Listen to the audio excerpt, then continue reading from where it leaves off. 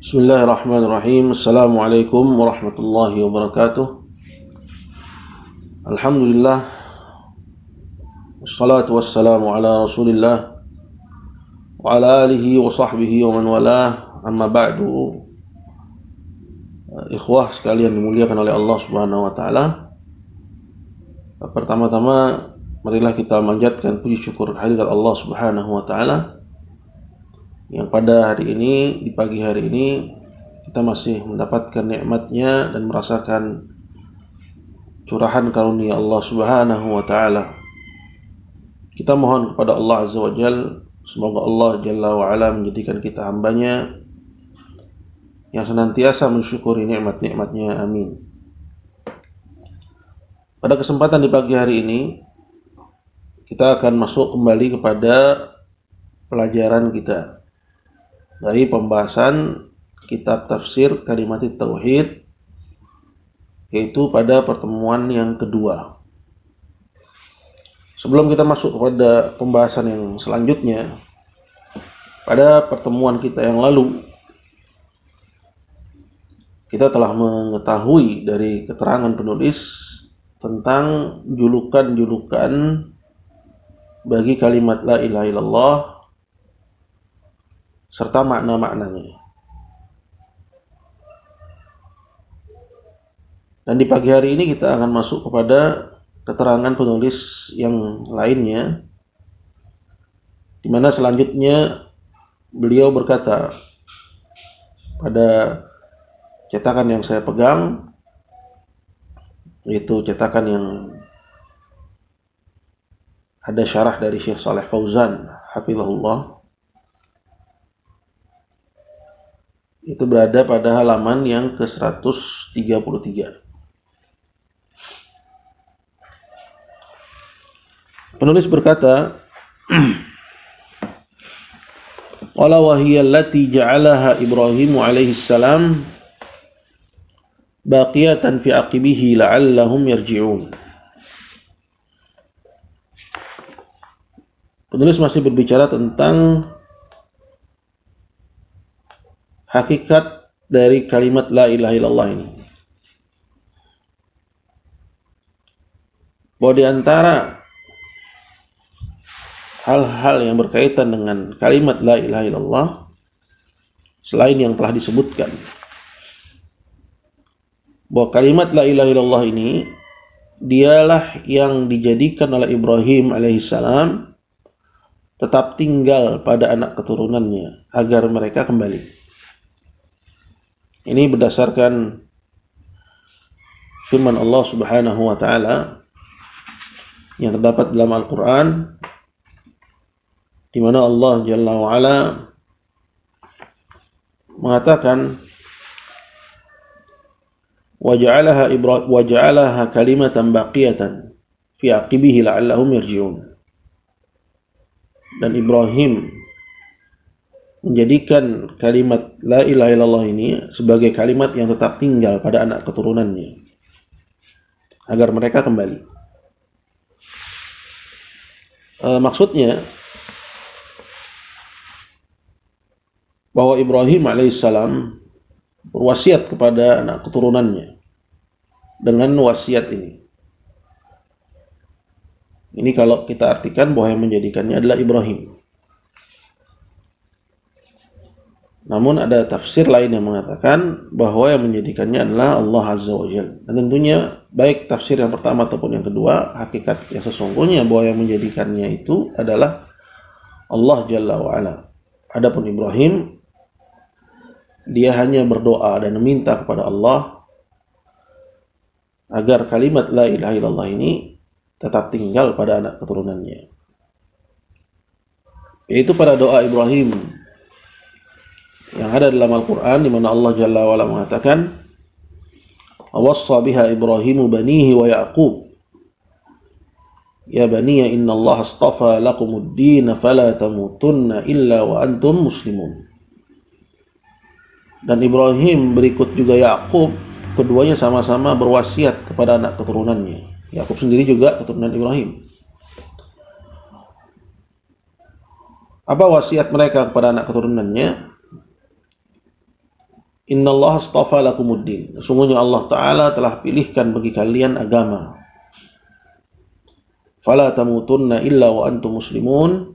Maka jangan sekali-kali kalian mati melainkan di atas Islam. Maksudnya mati di atas at-tauhid, di atas kalimat la ilaha illallah ini. Maka Allah Subhanahu wa taala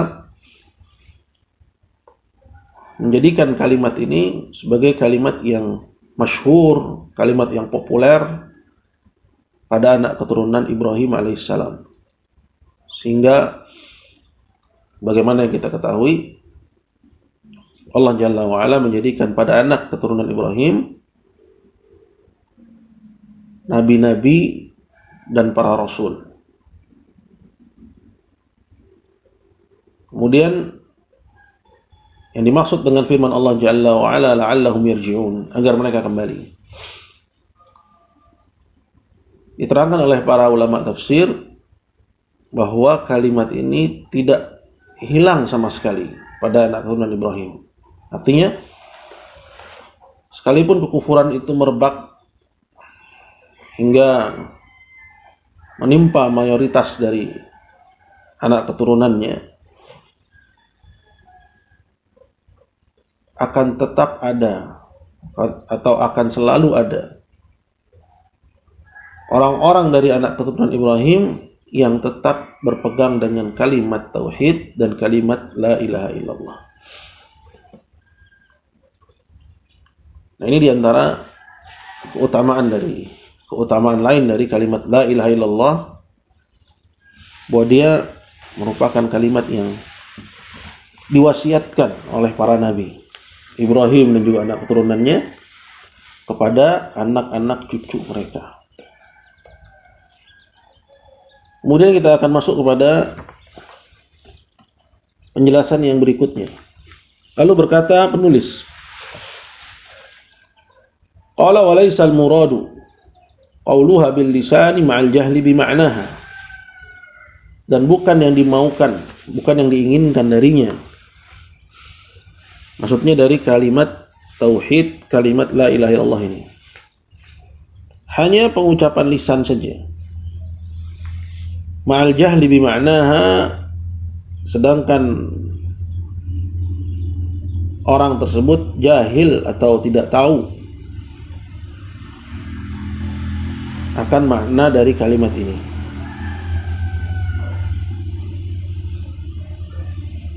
Jadi di sini Syekh Muhammad bin Abdul Wahab mulai masuk kepada persoalan yang dituntut oleh Allah Azza wa Jalla dari segenap hambanya berkenaan dengan kalimat la ilaha illallah ini. Bahwa Allah Subhanahu wa taala minta kepada kita bukan sekedar mengucapkan, lalu kita nggak ngerti apa-apa tentang apa yang kita ucapkan dari kalimat la ilaha illallah itu, atau tidak sampai kepada hakikat yang dimaukan. Karena sebagaimana yang kita ketahui, banyak orang yang merasa bahwa mereka tahu sehingga mengartikan dan memaknai dengan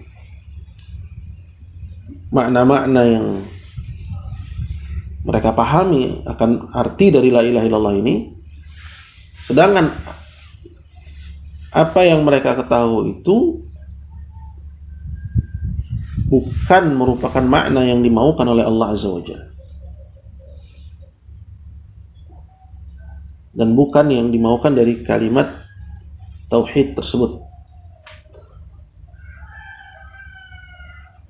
Nah, jadi seorang harus sampai kepada hakikat maknanya, hakikat artinya, sebagaimana yang Allah Azza wa Jalla maukan. Dan hal itu bukan suatu yang sulit bagi orang yang membaca Al-Quran dan memahami hadis-hadis Nabi SAW, karena perkara tersebut adalah persoalan yang terang benderang, sebagaimana nanti akan datang penjelasannya. Kemudian berkata penulis, Pada keterangan selanjutnya, qala fa innal munafiqina yaqulunaha wa hum tahtal kuffar fid darkil asfali minan nar. Ini adalah alasan kenapa yang dituntut dari kalimat la ilaha illallah itu bukan sekedar mengucapkannya. Kata beliau, qala fa innal munafiqin, karena orang munafik itu adalah orang yang menampakkan Islam yang di zaman Nabi SAW, dan menurut pengertian yang benar tentang arti an-nifaq adalah menampakkan keislaman dan menyembunyikan kekufuran. Ini arti an-nifaq, nifaq al-akbar, ya, kemunafikan yang besar. Nifaq akbar ini pada hakikatnya kufur di sisi Allah, namun di dunia karena dia menampakkan Islam, di dunia diperlakukan seperti layaknya muslimin. Karena nggak ada yang tahu hakikat orang itu, apakah dia munafik atau bukan, sampai dia ungkapkan dengan lisannya atau dia tampakkan dengan perbuatannya. Nah, orang-orang munafik di zaman Nabi SAW, mereka mengucapkan kalimat la ilaha illallah, namun di akhirat bagaimana nasib mereka? Wahum tahtal kuffar. Nasibnya lebih buruk daripada orang kafir. Ini berdasarkan nas Al-Quran, bahwa orang-orang munafik itu, kata Allah Subhanahu wa taala, innal munafiqina fid darkil asfali minan nar wa lan tajida lahum nasira. Sesungguhnya orang-orang munafik itu tempat kembalinya adalah di lembah yang paling dalam dari neraka jahanam. Dan kamu Muhammad nggak akan dapati bagi mereka seorang pun penolong. Artinya nifaq akbar ini kufur. Di akhirat statusnya kafir, walaupun di dunia dia mendapat fasilitas seperti layaknya muslimin. Karena muslimin nggak tahu hakikat yang sesungguhnya dia. Maksudnya apa? Maksudnya bahwa ucapan mereka yang mengatakan saya bersaksi dengan la ilaha illallah dan bahwasanya Muhammad utusan Allah, yaitu ucapan lisan tanpa diiringi dengan apakah pemahaman yang benar akan kalimat tersebut, atau dia paham namun dia tidak meyakini kebenarannya. Bahwa yang demikian itu tiada berguna baginya di sisi Allah Azza wa Jalla. Sekalipun berguna di dunia berguna baginya. Artinya dia masuk dalam hitungan muslimin karena nggak menampakkan kekufuran, maka dianggap sebagai muslim, berguna baginya di dunia. Namun di akhirat mayan fa'um, kalimat itu nggak berguna baginya. Nah, begitu juga orang yang mengucapkan la ilaha illallah hanya dengan lisan tanpa diiringi dengan pemahaman. Dan tentunya orang yang tidak paham makna yang benar dari kalimat la ilaha illallah, bagaimana dia bisa meyakini kebenarannya? Karena dia hanya menebak-nebak. Dan tentunya tebak-tebakan ini bukan ilmu sama sekali. Sedangkan yang dimaukan dengan kalimat la ilaha illallah itu, di samping mengucapkannya orang itu paham, kemudian orang itu meyakini kebenarannya, dan tidak ada padanya sedikit pun keraguan dengannya, kemudian mencintainya dan seterusnya dari syarat-syarat la ilaha illallah yang akan kita bahas nanti. Nah, yang pertama adalah di samping mengucapkannya dia harus paham. Allah Azza wa Jalla mengatakan dalam Al-Quran, fa'lam annahu la ilaha illallah. Ketahuilah bahwasanya tidak ada ilah, tidak ada yang berhak diibadahi, tidak ada yang boleh disembah dengan ibadah apapun kecuali Allah Subhanahu wa taala. Nah, di sini Allah Azza wa Jalla mengatakan fa'lam, ketahuilah. Maka orang yang bersyahadat mengatakan asyhadu an la ilaha illallah. Syahadat itu adalah kesaksian. Dan kesaksian tanpa ilmu ruddat. Tanpa ilmu, tanpa orang yang mengetahui hakikat dari persaksiannya, maka kesaksiannya ditolak.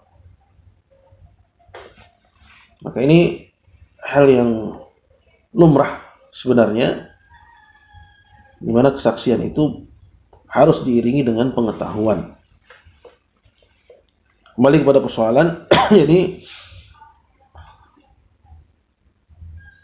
seperti yang dikatakan oleh penulis, bahwa yang dituntut dari kalimat la ilaha illallah itu bukan hanya sekedar ucapan lisan. Gimana kalau seorang cuma mengucapkan dengan lisan, apakah dia muslim? Maka jawabnya di dunia dia diperlakukan seperti muslimin. Karena kita nggak mengetahui bahwa dia kafir atau dia munafik sampai dia ungkapkan dengan lisannya seperti mengatakan kata-kata kufur, atau sampai dia melakukan kekafiran yang kita tahu dia mengerjakannya dengan kerelaan tanpa paksaan. Adapun tanpa itu dia masuk dalam hitungan muslimin dan diperlakukan layaknya muslimin. Tapi kalau dia nggak paham, maka keadaannya seperti orang-orang munafikin di zaman Nabi Shallallahu Alaihi Wasallam. Karena dia belum memahaminya, belum meyakini kebenarannya,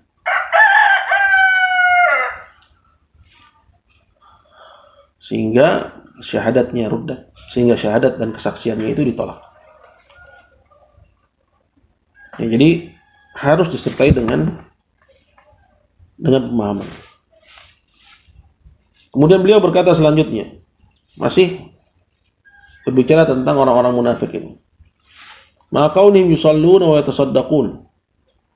Padahal orang-orang munafik di zaman Nabi itu, mereka saat Nabi sholat, mereka sholat. Ya, mereka juga mengerjakan amalan-amalan ibadah lainnya. Mereka bersedekah. Bahkan kaum muslimin berjihad, mereka berjihad. Artinya, itulah hakikat munafikin. Ini kita sedikit meluruskan bahwa makna munafik itu orang yang secara kasat dia tidak menampakkan kekufuran. Nifaknya hanya dia dan Allah Azza wa Jalla yang tahu saja. Bahwa dia nggak paham, tidak meyakininya sebagai kebenaran yang absolut, yang satu-satunya kebenaran, ya, dan seterusnya. Ya. Nah, adapun orang yang menampakkan kufuran, dia nggak disebut munafik, dia disebut kafir. Ini agar kita searah dengan kaidah-kaidah yang dibuat ya di dalam al-Islam. Ya, adapun kita sebut orang yang menampakkan kufuran dengan munafik, ini sebenarnya kurang tepat. Karena yang lebih tepat bahwa mereka adalah disebut kafir karena menampakkan kufuran. Menyembunyikan kufuran dan menampakkan Islam, inilah yang disebut dengan nifaq. Jadi secara zahirnya, secara kasatnya, kaum muslimin sholat, mereka sholat.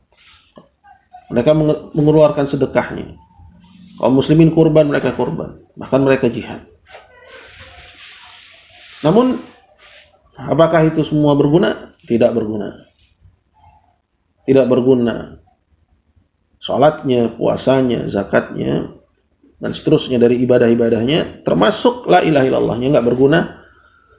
Sekalipun berguna di dunia, karena tidak menampakkan kufuran, namun nggak berguna di akhirat.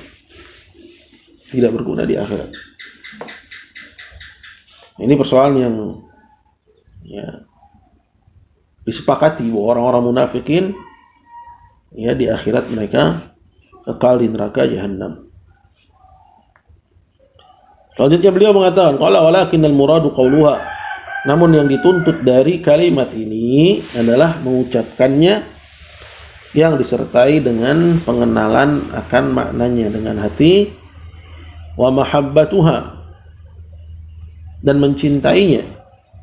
Ya, jadi setelah mengucapkannya, mengenal maknanya, meyakininya, mencintainya. Ya, mencintai kalimat ini, karena kalimat ini kalimat yang hak. Ya, dia kalimat yang benar.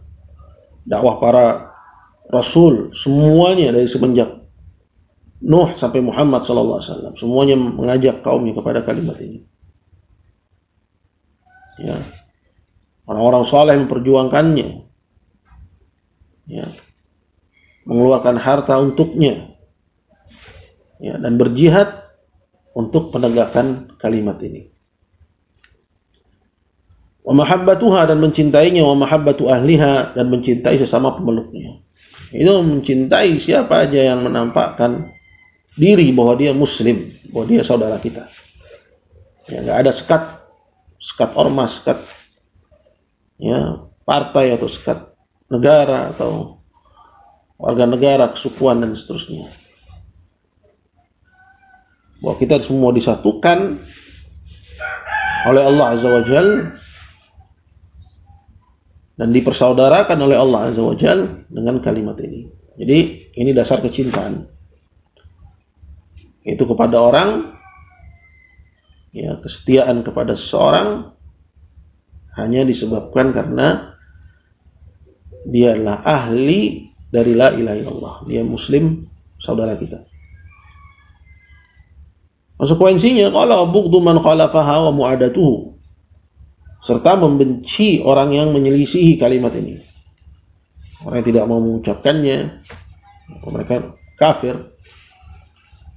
Atau mengucapkannya namun mereka membatalkannya dengan melakukan kekufuran, baik dengan lisan atau dengan perbuatan. Bughd, harus membencinya. Ya, bukan hanya membenci perbuatannya seperti yang dipahami oleh sebagian, namun juga membenci pelakunya.